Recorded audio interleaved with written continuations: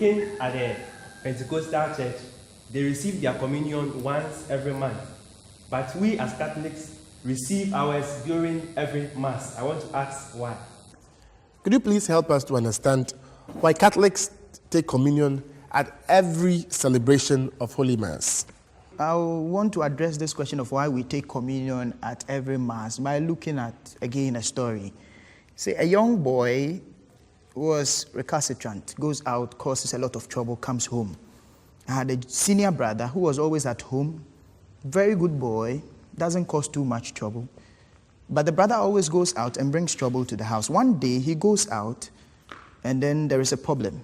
Somebody dies and it looks like all hands point to this boy as the one who has murdered the person. So the police followed him to the house.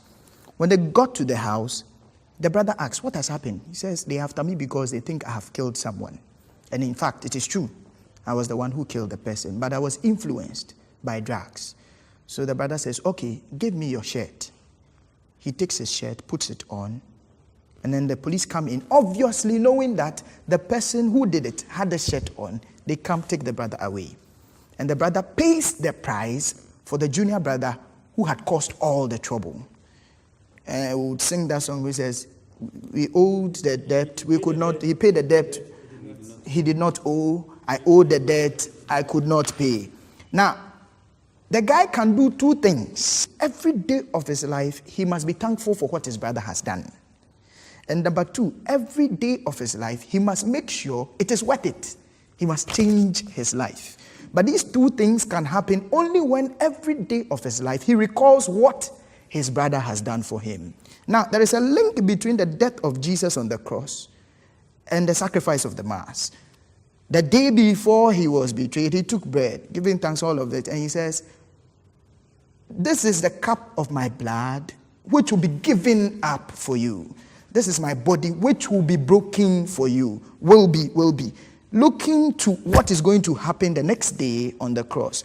So eventually you come to realize that whatever happens on the altar is exactly what has happened on the cross. And the reason why when you even come to our churches, there's a direct relationship between where we place the altar and the cross. So at the celebration of the Mass, what we are celebrating, in fact, is what has happened on the cross. So we don't want to remember him once a month. What he has done for us is so much. We want to remember him every day. We want to eat and take him and feel him every day. And Paul says it. He says it in his letter to the Corinthians, 1 Corinthians 11, 25 to 26, where he says that as often as you do this, you bring to mind his death, which occurred on the cross, obviously. You remember his death. As often as, so we want to, as often as we do it, remember what he did. Meanwhile, when you read Acts of the Apostles chapter 2, verse 46, it is clear that the disciples met every day. And when they met every day, they broke bread. So we are not taking it just from the blue. We are, first of all, appreciating what Jesus has done. And we have realized that it is not something that we will do just once in a while to remember him. But we want to do it every day and get that kind of closeness with him. Each day of our lives, we must get close to him. And that is the reason why every day we will break bread.